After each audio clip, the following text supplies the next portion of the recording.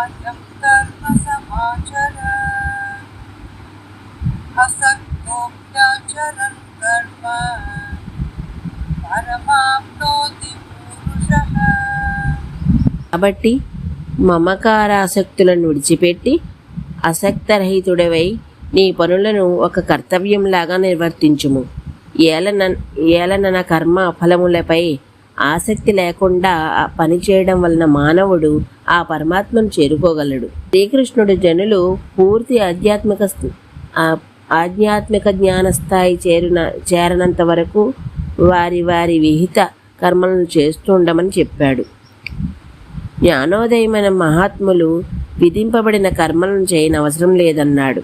కాబట్టి అర్జునుడికి ఈ రెంటిలో ఏ మార్గం యోగ్యమైనది? శ్రీకృష్ణుడి సిఫార్సు అతని కర్మయోగిలా ఉండమనే, కర్మ సన్యాసం తీసుకోవద్దనే. దీనికి గల కారణాన్ని ఇకపై వచ్చే శ్లోకంలో వివరిస్తాడు. ఇంత ఈరోజుకి ఇక్కడితో ఆపుతున్నాను. మిగతాది రేపు చెప్తాను. అంతవరకు ధన్యవాదాలు.